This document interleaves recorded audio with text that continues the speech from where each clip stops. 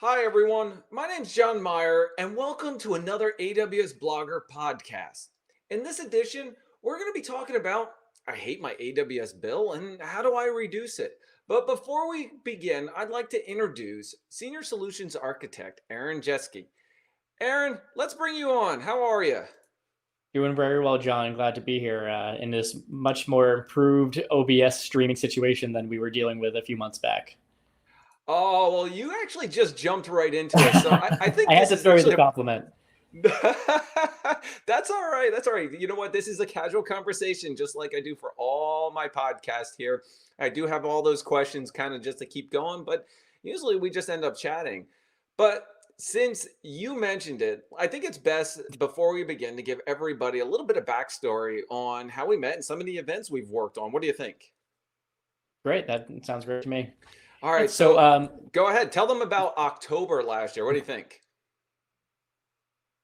Was Perfect. it? Yeah. Here. So I, a smaller consulting firm just outside of Boston, but you're highly focused on helping organizations move into the cloud and trying to figure out a way to get people interested in AWS, but in a kind of different way, something a little bit lighter approach into specifically machine learning.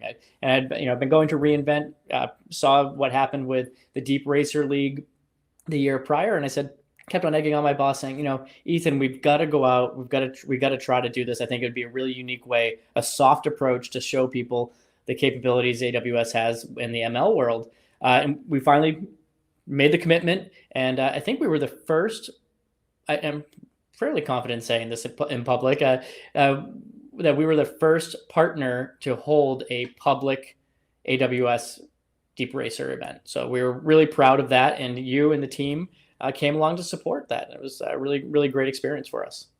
Yeah, so PTP was the very first. Now that you can confidently actually say that was the Great. I very was first one to a little hold a nervous. customer event. That's Yeah. all right. I think we validated that last year, or at least clarified that one. But yes, speaking of that, a bunch of us, myself, I drove up to Boston and we helped them put on this awesome Deep Racer event with this really nice tile track that I'll compliment on here in a second. Yeah, that track really worked out. Big shout out to Gary Durham and Ethan Simmons here at PTP for finding the producer of that track, and they were.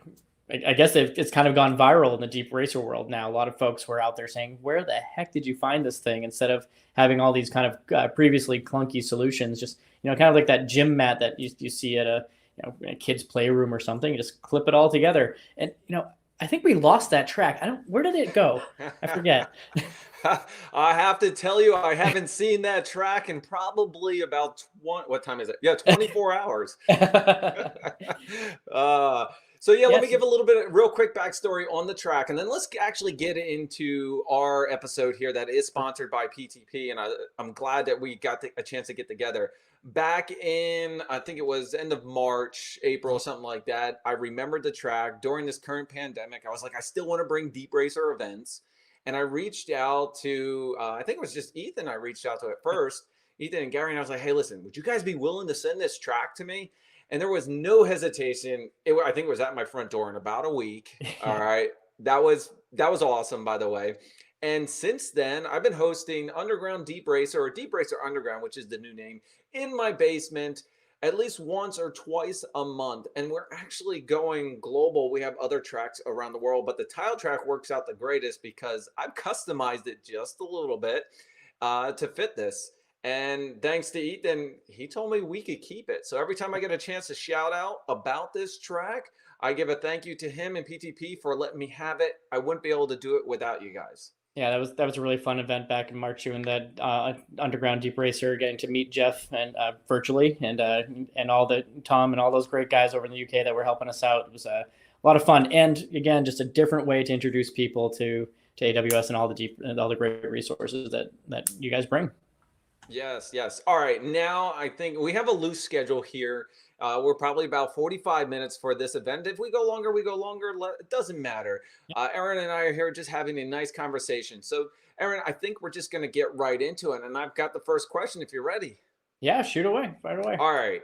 So the title to this is, I hate my AWS bill. Yeah. Do people really hate their AWS bill, or is it a matter of understanding where the costs are coming from?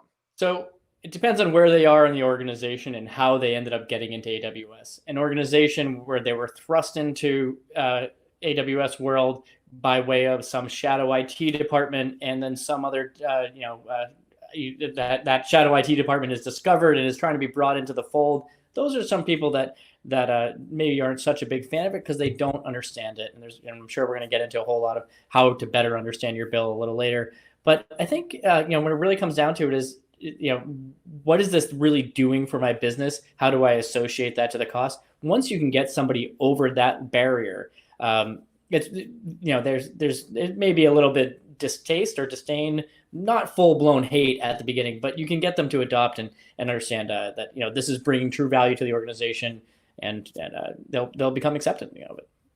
When you say get somebody to understand the value of it, are you're talking about the value of AWS or public cloud, or what value are you assigning to it? So, well, I'll start off and say from the concept of public cloud, we'll just start there, saying understand the value Gotcha. and what that really means for the organization. And so many people don't understand or are willing to accept that.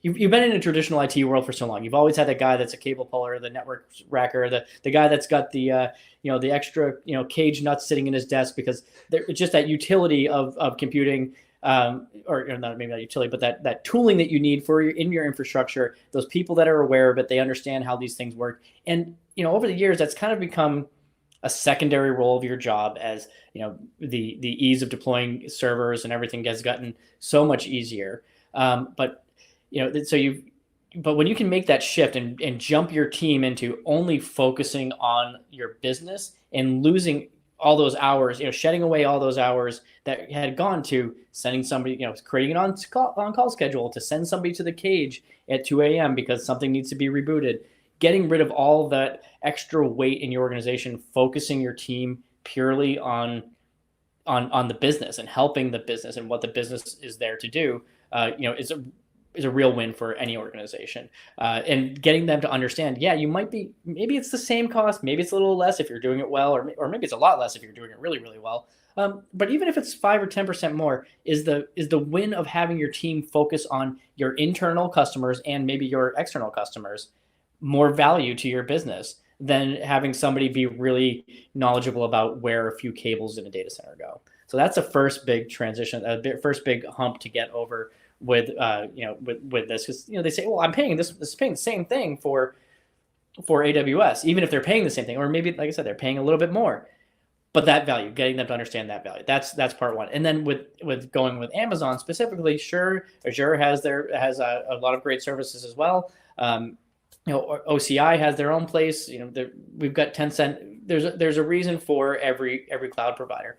However, nothing can really beat just the immense amount of SaaS tools or PaaS tools that Amazon's bringing to the table. The being able to point and click your way into any situation, which I'm sure we'll get into a little bit of why I feel that's a little dangerous sometimes, of giving people free reign to click on that launch. That blue launch button is the most costly button in AWS. Being able to provide that for such a varied amount of services, where now you can say, I don't need to have somebody that's a hyper expert on deploying Kubernetes at the nuts and bolts level. I don't need to have them understand what a master node does and how you handle the DNS internally, because Amazon's already taken care of all that for me. All I need to do now is go up one layer higher in the stack and say, now I just need to have something that's really good at understanding how to scale services that are built on EKS. And that even brings more value to the organization. So it might have been a little bit of a long answer. Hope that it kind of answers or gives some guidance for where my opinion is on this. No, I actually think you're spot on that one, because those who come from a traditional data center background, which I was one of those people way back then, and when you said having those those server clips in your drawer, I had actually a server rack here in my house. And when about 5 years ago, 6 years ago, when I fully transitioned over to AWS, that rack went bye-bye. I saved a lot of power and consumption in my house. So yes, I know where you're coming from on that. And it's that tangible asset that you can put your hands on is really where you have to help people understand, is that you're not waking up and going to the data center and rebooting that thing. You might have some automated tasks, which are definitely one of the things, some auto scaling on that one. Or if you really needed to do something, you have to wake up and go to your computer and into the console and do something. So there's that transition. So I understand where you're coming from with that. Yeah, it's getting rid of that physical hardware requirement. We were talking earlier, like the only thing I had to do at my house was get multi-homed internet connections, and I'm good now. I can, I don't have to worry about my connectivity, all the services that I need to provide. As we're facing the schooling issues that we have here, those schooling issues at home translate into the same thing in the office. As long as you've got multi-internet connections into your actual data center or your cloud, you're good to go. Get all those PDUs out of your basement. Actually, so that we're gonna have to save to another time because I really like the multi-home internet connection that you got set up. We were talking about that. I'll get you obsessed. I'll get you obsessed with pfSense later on. Yes. So Aaron's the one who probably got me addicted to OBS, by the way. So I'll just throw that out there. He's the original one that I sent my stream to him, and he did all the work on his end. And then now you see where I'm at. Just to let everybody know that now this multi-home, I'm thinking, I've got battery backups here at my house. Now what's next? That is for another time, Aaron. We'll take that one offline. Speaking of that, you mentioned the kids at home and everything during this current situation. So my next question is, during this pandemic, what are you seeing with customers and their AWS bill? Oh, it's really amazing. So we really focus heavily in the life sciences area. Again, another moment of pride that we hold here at PTP. So I believe we were the 11th or 13th. I always forget. It was one of the early two-digit odd numbers organizations to achieve the AWS life sciences competency, which really meant a lot to us because we're a 60-ish person organization, and we're going up against the likes of the Accentures of the worlds and the really large consulting organizations. So for us to achieve that life sciences competency really meant a great deal. So with that, we are also based in Boston, which is it's the Silicon Valley of therapeutics organizations. You can pick up a rock and throw one and hit 3 different companies in the Boston, Cambridge area that are doing therapeutics. So they've made a really big shift where they have this need for they still have lab instruments and they have the physical aspects of doing that science, but they're trying so desperately to get that remote workforce enabled. And also not just for the being able to execute on what the instrumentation is delivered into the cloud, but also being able to now work and say, well, we need to become more of a global deployment for our instrumentation. So they're bringing in providers from overseas to also do that.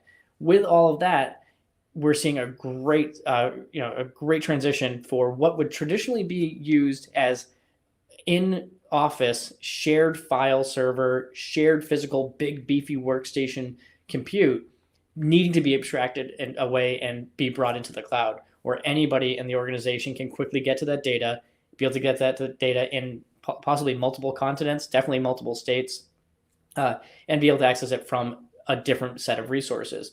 R Studio, those types of things, any kind of data science pipeline that they're building. But these are things that were traditionally happening in the office and happening, quite honestly, at a much slower rate than they can in the cloud.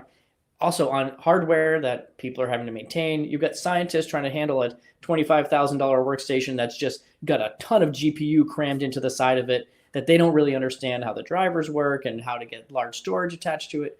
We're seeing a big rush for that.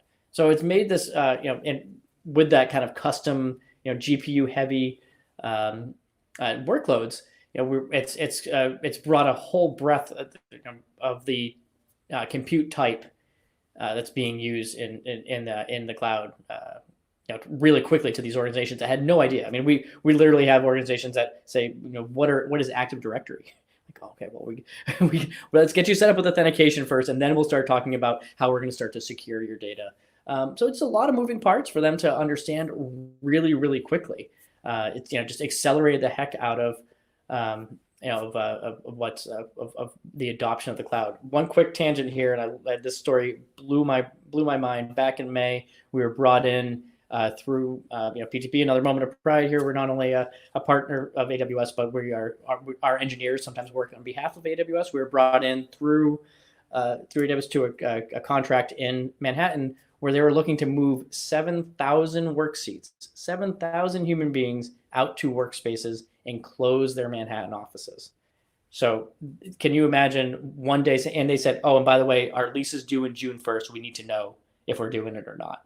So 3 months to figure out how to move 7,000 people from coming in every day and sitting at a workstation, plugging in, to becoming entirely a remote workforce. Those are the types of things we're seeing. And how do you get your head around that scale that quickly when your organization just wasn't used to it?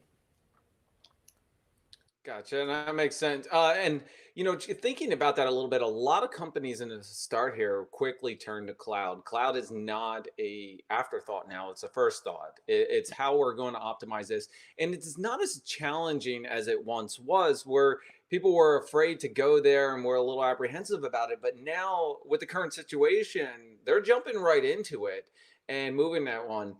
What are some of, I guess, some of the gotchas companies or customers are running into with regards to jumping right into it and the costs associated with that? Maybe, I guess, before I ask that question, what's some steps they should take before they get to those gotchas? Yeah, absolutely. So I think, taking a look at or finding a consulting company or partner to work with that truly understands what the well-architected framework looks like and what control tower looks like. And that's going to lead into a whole big thing of how we're going to do tagging and all these other things here in a little bit as we get deeper into this conversation. But I'll start at that tip of the iceberg here of getting control tower put in, getting the each one of your business units to understand that this is where you work. This is how, these are the services that are available to you, and this is how we're going to build up against the well-architected framework. And there's so many examples out there. I forget the exact website, but one of the folks pointed me to it a couple weeks ago of just all the pre-built templates of here. Just this is how if you want a 3-stack mid-tier application with a web front end, click this button, go do this, and understand that those resources of probably the 99% of what you actually need already exist. So use control tower for keeping your environment secure and your blast radius contained, and then fall back on those well-architected framework examples to try to deploy what you're doing, because the majority of the time, somebody else has already done what you're trying to do. And Amazon is out there working with 5 of those companies or 500 of those companies. They're trying to do what you want to do. And here's a template. Click go. Click and go. Let's iterate fast. And if we have to make changes, you can still make changes. But trust in those available resources. Know that those examples are there. That's part one. And as you go through those, associating those to your business unit and understanding how do you want to communicate to your business what the cost is. Is it purely a show back? Is it a full-blown chargeback? Or is the term I've discovered in the last few months is the shame back. You just want to go say, oh, look, my team can do so much better than your team. A little bit of bullying goes a long way, I hear. So you've got those 3 models to follow along with. Find out from your business partners or your finance teams specifically, how they want you to be able to communicate what things are. And that goes down to, they might say this specific customer needs to be billed, and we want to have an invoice for this specific customer. Find out, do that discovery first. That's a big help as well. And then implement a tagging strategy along with that. You've got AWS config. It will help roll it out. It'll help it adhere, keep all of your accounts that are in your control tower, adhere to the tagging policies that you want to have across all of them. And then we can get into the building tools that you can use to reflect on that. But I'll stop there. Oh my God, Aaron, you have mentioned so many important topics here. I'm not even sure where to start, where to begin. Oh, okay. All right. I'm going to save the tagging one for just a little bit. All right. I have a really important, I think that's an important topic, and all right, we'll get to that one. First of all, I like the shame back. By the way, I wrote it down. I've never heard of that one. I'm not sure. That's actually a good one to use. Hey, I'm doing better than you. I think I'm confident one of my customers told us that after a few beverages in reInvent last year is where I picked up that one. I like that one. Are you coining that term? term? Even Yeah, do I'll you got take it. that I'll take the yeah. credit for it. I don't want to disclose the customer for, fear of, Yeah, retribution that's there. all So right. I'll take the hit. I like that one. And as Aaron mentioned, you can just listen to Aaron talk. You can understand that PTP knows what they're doing and talking about here. I always enjoy the conversation with Aaron. I just have to step back because you mentioned two very important topics. One, well architected, and the other one, control tower. Yeah. And if everybody remembers control tower, it's the the landing zone front end. Basically, landing zone is kind of, I don't want to say going away. It's still there. It will always be there. But control tower allows you a little bit more flexibility here and management because it's within the UI and it's not within the back end. By the way, I love landing zone. In fact, that's how I got started at AWS with all my landing zone implementations here. And Aaron mentioned that very critical here, control tower. Think about this up front before you implement an AWS account. Now, it does support actually importing accounts. Aaron can talk about that one at another time, but he's right on point with that with control tower. If you're limiting what's happening in the beginning, then you don't have to worry about what's happening at the end. He mentioned setting budgets. I'm going to bring that up. I got a couple questions on that one for you, Aaron. And then Yeah. well architected. I'm sure everybody's asking the question, what does well architected have to do with the cost? Well, Aaron, I'm going to ask you that question. What Yeah. does well architected Perfect. have to do? Great. So, we often find that organizations where they feel they might have a strong competency or a strong knowledge base, let's say in we'll say data stores, right?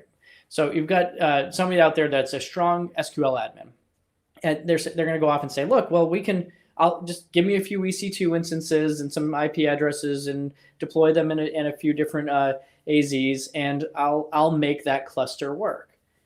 Okay, well that's great, but going back to what I was saying earlier about now you've got somebody having to maintain the software that's running on those servers when you could have just clicked a few buttons and had Amazon take care of really 99% of what you're looking for. Sure, there's always going to be that feature that lies outside of the standard SQL deployed on Windows instances, like reporting engines. So okay, now you're only having to install a reporting engine server instead of having to do the whole thing, and snapshots, backups, all of that, removing that from the cost of doing business. And it might not be in your AWS bill.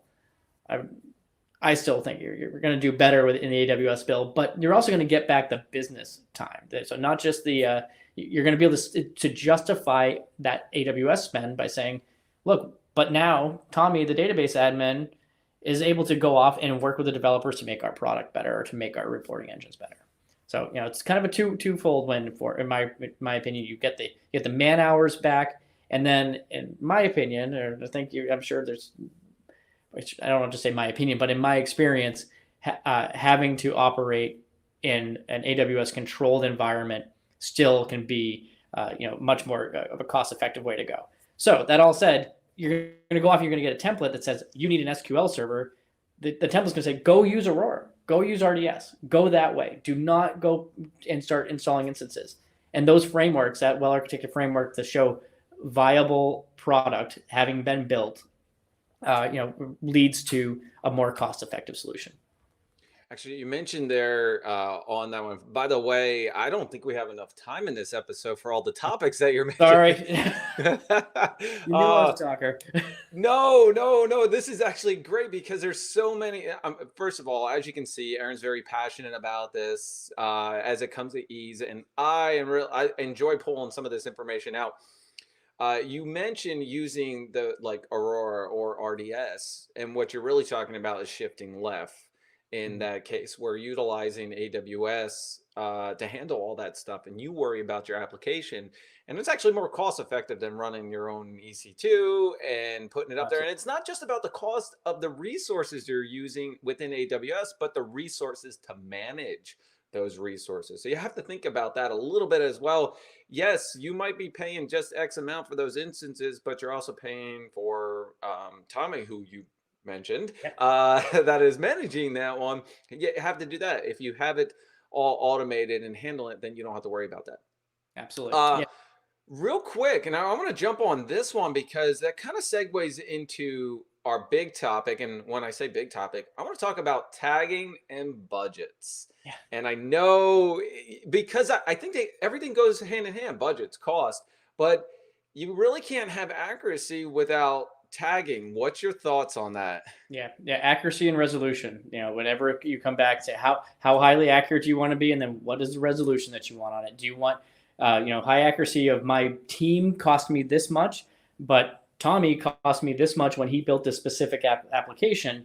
That kind of resolution inside of your budget is where it is delivered through, or is found through tagging.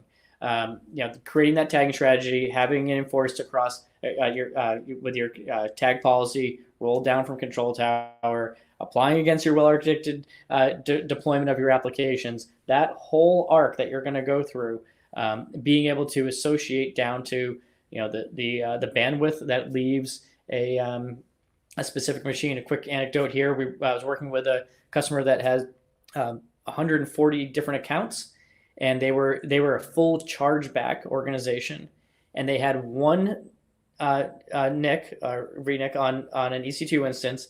They wanted to go and say the bandwidth that leaves it, that bandwidth they're paying for, to be distributed across 4 different bills. We're able to do it, but that's the level of detail that you can get to. Is we're going to get down to the cost model of how many people really think about their data egress unless they are doing a lot of it. And this customer is doing a lot of it, so they want to have that shared across 4 different business units for that one service. And you can't do that without appropriate tagging. You're never going to be able to have somebody sit down in front of your AWS bill and going down to the billionth of a penny, I believe. I think I would have to ask Dan Latois, our operations manager here. He's always joked to me it goes out to 10 places or something. So you're going to sit down there with, trying to find out this one NIC did so much bandwidth. How are you going to do that unless you do tagging and you create, budgets and start using tools like Cost Explorer to get in there? Now, the budgets you mentioned, tagging, first of all, tagging is probably one of the most simplest feature, but the most underrated feature that people do not utilize. It's an overlooked thing that is very simple. You mentioned it, not only with AWS config, but control tower. Everything can be limited off of the tagging, including access, cost, budget. I mean, everything rolls down to that. Yeah, it is. Tagging, appropriate tagging lets you get to work at the atomic level of your infrastructure as a service. And when I say at atomic level, it's not just applied at the automation level. It's not being able to go in and say, hey, if I see a budget hit X number of dollars, I want to go in and kick off a Lambda to go move some stuff into Glacier, or whatever it is that you're looking to do, and have that automation of it. But we're also going to notify somebody, and that person is going to be able to access that resource because you've associated your tags to your IAM policies to allow that person to go in and view and move that data, or that data that gets shifted over to Glacier gets tagged, so you can say, oh, well, we need to make sure that this team still has access to that data, even though it might be in a shared bucket of some sort. A bunch of crazy things, but truly at that atomic level, it lets you be able to manipulate your infrastructure, and that goes from something that is programmatic or something that a human is interacting with. So, Aaron, let me ask you this question. And part of my podcast is we don't sell anything. This is for everybody and their knowledge. We have a lot of fun doing it. But how can you or PTP help with not only the tagging or the budgets or my costs with my AWS environment or my new environment or getting started? Yeah. You can always reach out to us. We're at ptp.cloud. That's first line of communication to get a hold of us. But where we really excel with helping organizations, especially companies that are in that startup phase. And we handle them all. We've been dealing a lot more, as I mentioned earlier, of the therapeutic startups, but existing large organizations as well. But I'll focus on the startup side of things, getting their head around how they can start to behave like a really well-oiled AWS user, but from day one. And that's where PTP helps all these organizations. Either retrofitting back into it if you already had 140 accounts and want to go figure out how to spread this cost across 4 different business units. Happy to work on that, but to help you quickly get to that highly functioning AWS user. I think you actually mentioned another part here when you were talking about splitting that NIC up into 4 different costs and but charging all that one. That's actually probably one of another overlooked cost savings is the network usage. So egress Yeah. that's happening, great. I'm using this, but some people actually don't even look at your network usage and the cost that's being charged to you. And there's a couple of tweaks that you can make there in order to limit those. Do you have any suggestions? Well, I worked for a large video delivery company beforehand, and it was getting into CloudFront, moving all that stuff away from that direct S3 access is a huge cost savings. When you're working at that level of literally working with tens of petabytes of video that's available. Doing those simple things, but also getting your head around, what is inter-region transfer cost? What is it? Are you worried about AZ to AZ communication? There are those little hidden costs. I don't want to say hidden. That's implying that Amazon's trying to sneak it by you. Very overlooked costs. I was actually about to use the same word for you. It's an overlooked cost because you have to realize that, communication within AZ versus communication from AZ to AZ, you're exiting the network in which there's a charge to that one. We get charged, it's only rightfully, but at the same time, you have to look at that. Amazon's built some awesome features that you don't get charged for it. Yeah. If you keep it within their backbone, there's some of those. So keep those in mind. But that overlooked was the word I was going to give you anyway. Yeah, so it's starting to look at using VPC endpoints and those types of things to get around those kind of backlogs. You got to remember, every time you leave an AZ, those packets are traveling at least 100 kilometers. So how does it get there? Does it get on a public network? Does it get there on Amazon's network? Making sure you handle that is really important.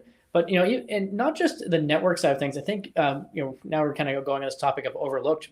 I look at it as forgotten resources quickly become overlooked resources. And this is another part where I've really found a big struggle for organizations to get back that spend. When you have a developer out there clicking go and deploying a 256 core 2 terabyte with all NVMe memory attached for a Windows DNS server, and not tagging it, not labeling it, it's got that missing host name when you go into the console. You're like, just say Bob deployed this, please. I don't care. Just give me some hint that it was you, without having to go through the CloudTrail logs to find out who deployed this thing. So what does this machine do? Okay, we'll figure it out next month.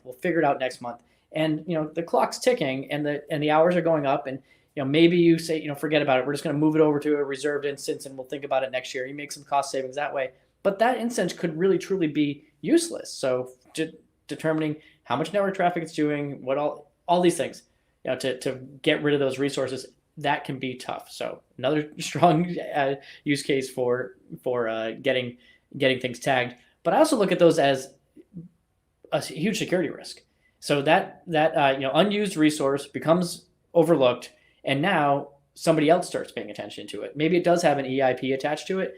So you can also look at your cost savings effort on abandoned or underutilized or unused resources as not just a cost saving measure, but it's also helping improve your security.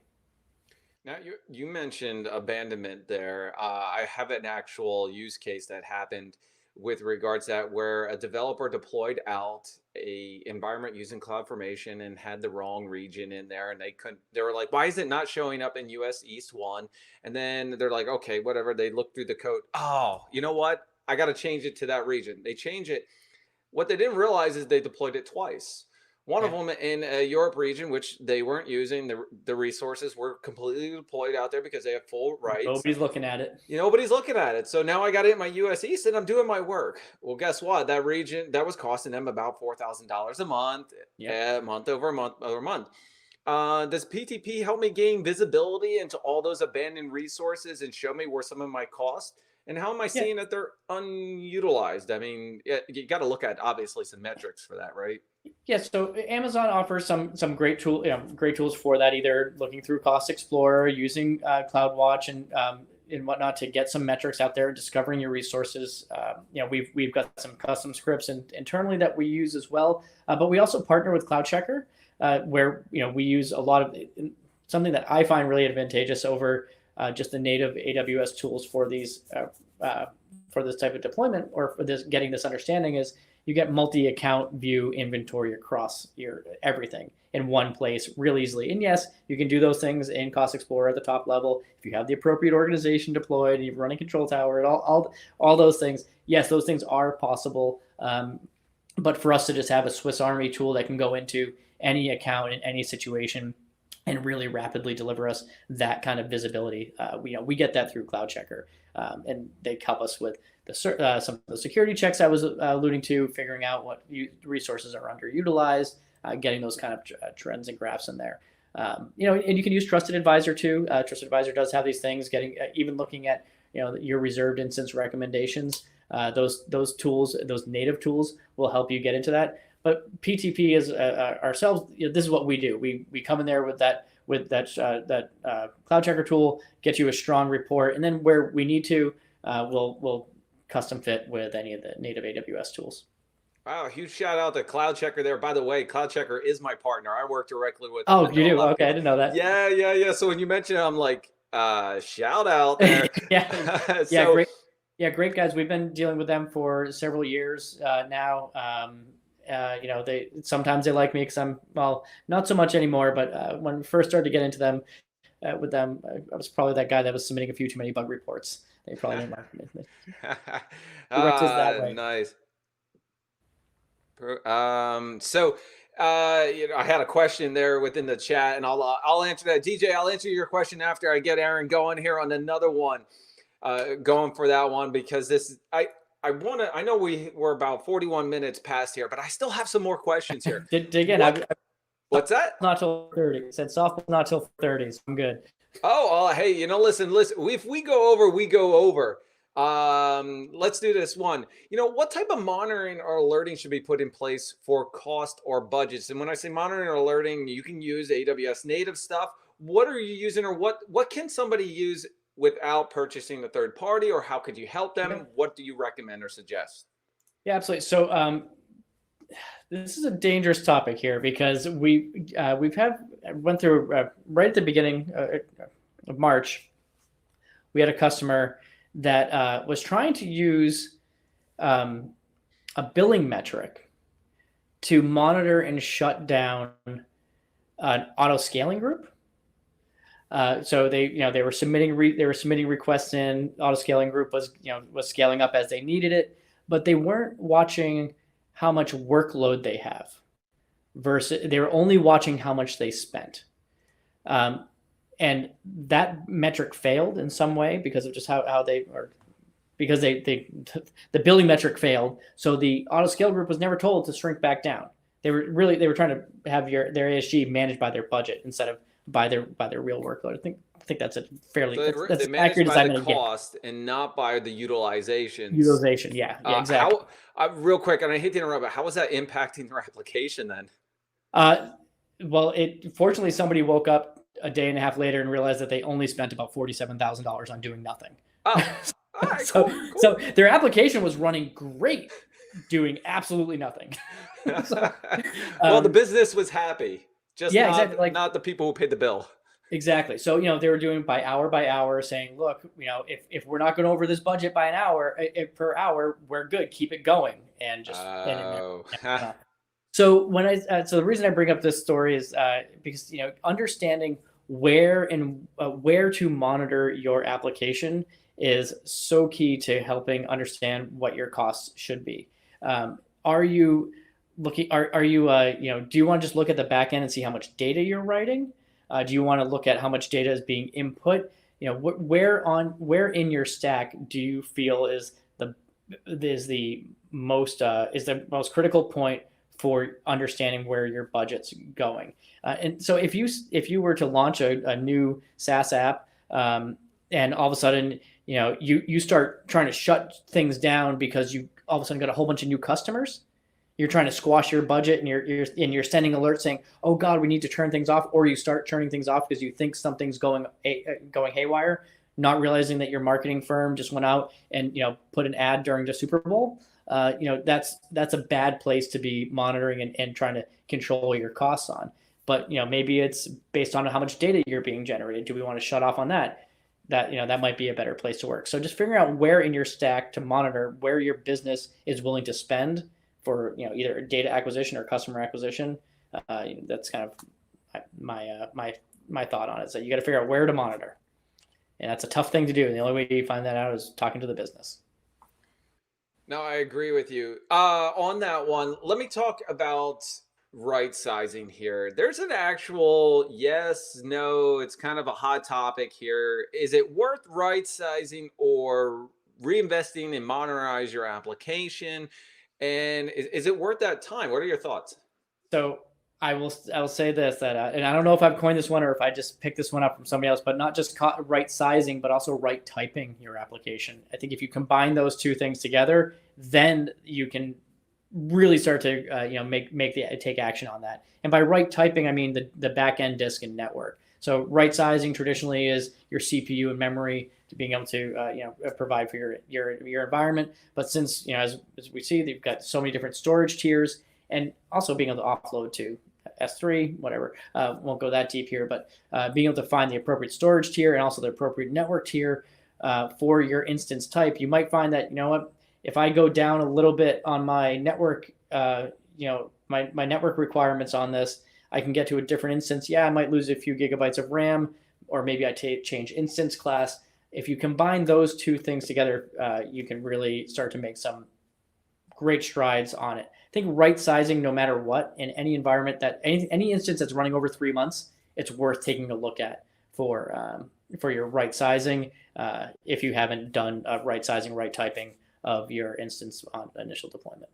Now you mentioned 3 months, and I want you to clarify why 3 months, because when you run a tool like Cloud Checker, the minimum is 14 days for the information, but 3 months, and in fact, don't you suggest longer because there are different spikes and periods for each company unique? Yeah, it's a very fair point. Yeah, so at a minimum of 3 months, 3 months is the inflection point traditionally where if you right size and then move that to a reserved instance, where you're kind of at a wash of where you could have maybe saved a few dollars more, but you really couldn't have, you wouldn't have spent that much more at that 3 month inflection point. But yeah, if you can make it to a 6 month, or even if you can work with your business to find out what your cycle is for a year, or if you can afford to run it for a year, obviously that's great there.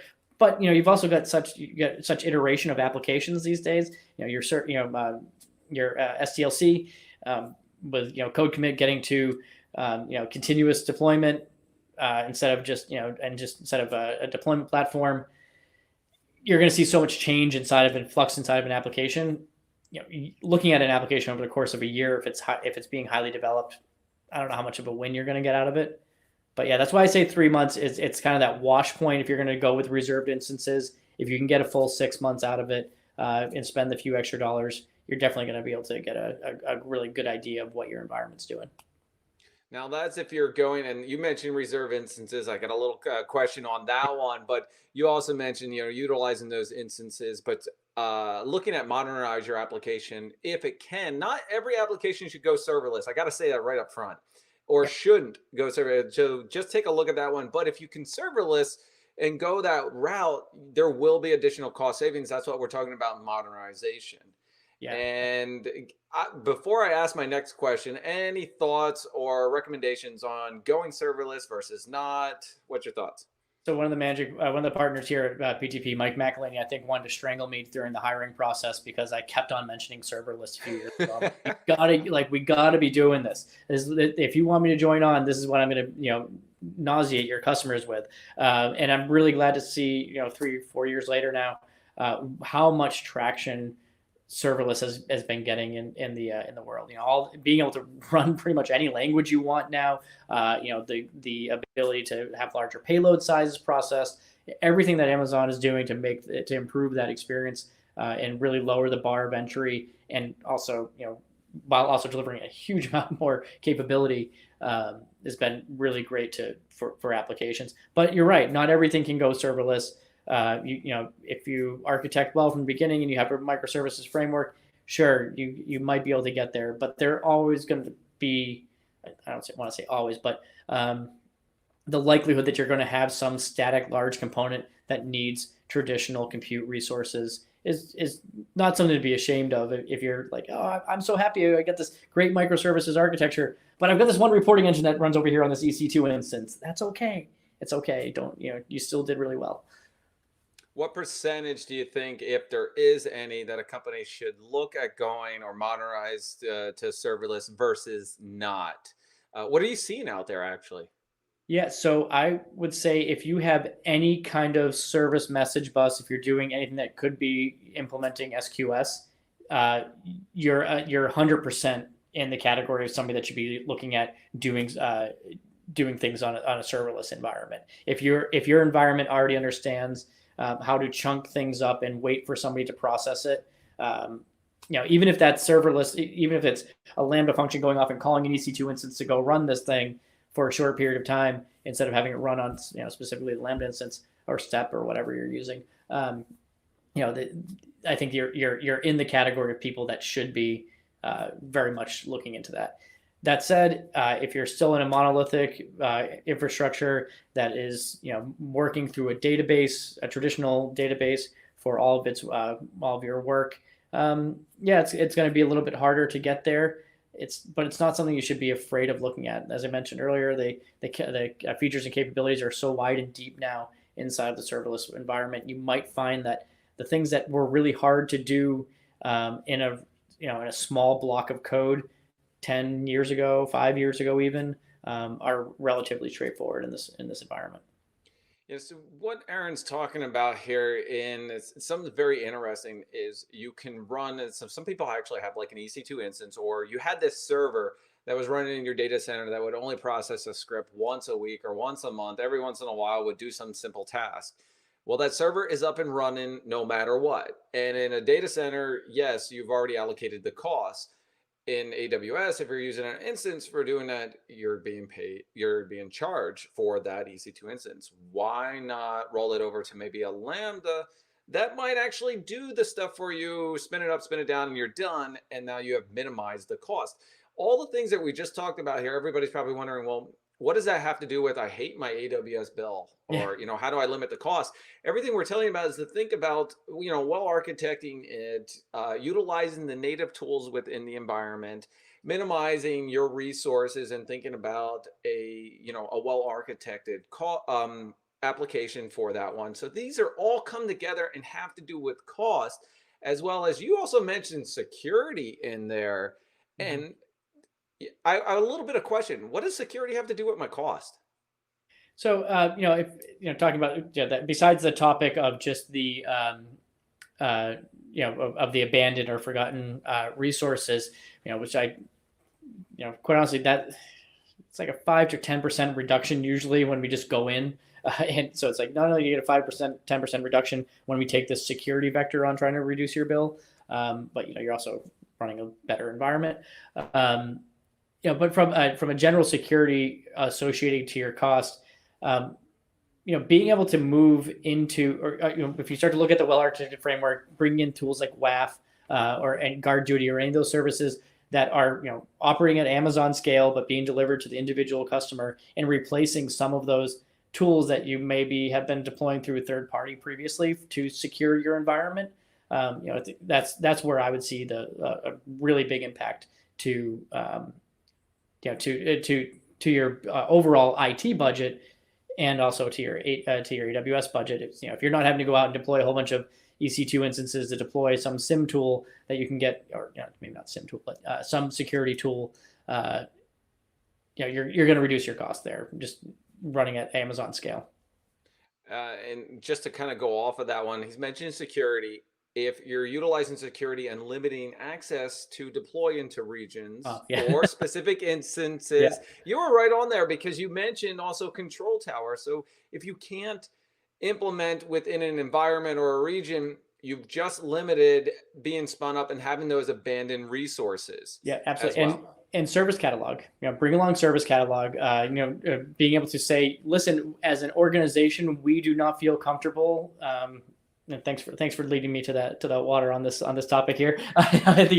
So if we are as an organization say we do not feel comfortable securing even a SaaS environment. So if you're looking at Aurora, you got a first version of Postgres, but it has to be publicly accessible. And there's, because you've got some customers that are interacting, maybe you have it locked down with security groups, whatever the situation is, but you say, I don't want to trust that version. Well, then don't deploy that version. And you can start to look at, being able to say, nobody gets to do a 0.0, a quad zero allow on any security groups, those types of things. Those are the things you can ensure being done through the service catalog by limiting the types of resources. And again, going back to control tower and implementing specific AWS config policies. All right. So I think we're pretty much out of time here. I know we only wanted to do 45 minutes, but this was really awesome. I really appreciate it. What's that? I really appreciate it. This was good.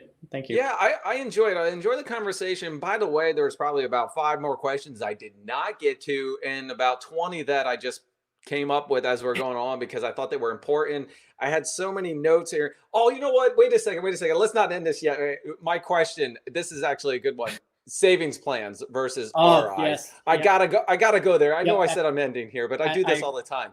I tried to. You mentioned RIs, yep, but savings plans have been out for about a year now. Yep. Can you give when should I go with a savings plan versus an RI? What's just a little bit of stuff here? So, if you go into the pure math side of things, just the raw math, I believe the inflection point for cost savings plan for an organization that's being really tight on knowing I want this specific instance. And you went and you made all the commitment to that specific type of instance to run that specific workload, and you're committing to it for a year, and you're not one of those organizations that's shifting around.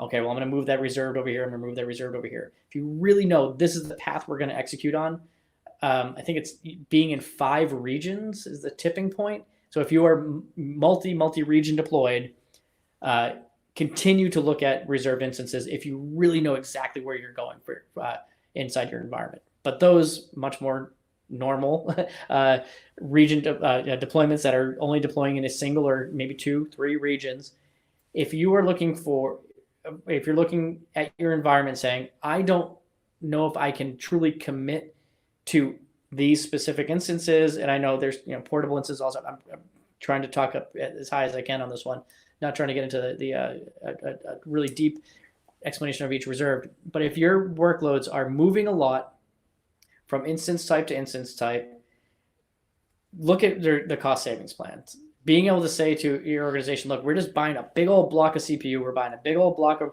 memory, and just start carving it up. Just start using it as you need to. So if you're in that early development phase where you can't make that commitment to what your environment is going to look like at the in a year or 2 years from now, absolutely look at those cost savings plans. Or if you're just a little gun shy of making those commitments of reserved instances, and even if you have that ability for portability of the instance type with your reserves, just having the flexibility to just go and click buttons and make and go against that purchase block that you have, absolutely a great thing to have. I really push a lot of newer organizations that are trying to find their way in AWS to start off with a cost savings plan.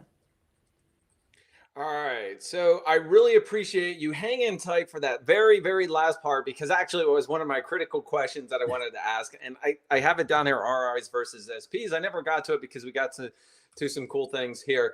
I want to let everybody know, Aaron, before I give you the floor here, our next event is going to happen. Part 2 will happen next week, same time, same channel here, 2:00 Eastern on the 28th. The topic will be, I have all this data. How do I move it to AWS with Aaron again? So we're going to be back here on the show. Want to let everybody know that. Please hit that like, subscribe, notification button, all that stuff you hear on YouTube channels all the time. All right, just so you get it. My link is out there. I did drop that into the chat. I really appreciate it. I got to give a huge shout out to Gary and Ethan there and say go Eagles, just because it's an ongoing thing between us. It's an inside one. I'm sure I'm going to get some comments real quick here in the chat from one of them. So just let that. And Aaron, the floor is yours before we close it out. Anything to add? Great. Well, John, thank you so much for the opportunity to do this. It's a really pleasure to talk to you. Next time we'll have to set aside a 6 or 7 hour block. As I'm sure anybody that's watching right now realizes there's a great energy here, and I really appreciate that energy. For anybody that's looking to maybe have a one-on-one conversation with myself or the folks over at PTP, please check out ptp.cloud. Reach out to us. We'd love to hear from you. If you're at any stage in your AWS journey, please, we'd love to hear from you.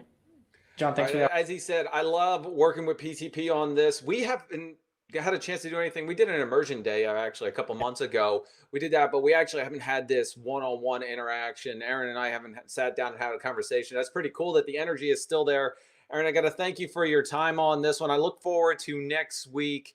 Ethan, thank you so much for the comment there in the chat. Aaron will go look that up later. Don't worry about it. Thank you to everybody who's watched or liked the video and everything. Stay tuned. Make sure you do subscribe for next week's one. I will send out some on my Twitter. It's @_John Myer. Follow me. I will be sure to tag PTP in it. And we're right on the dot there. So Aaron, thank you so much. This was fun. Thank you, John. Have a great day. Thank you too, man.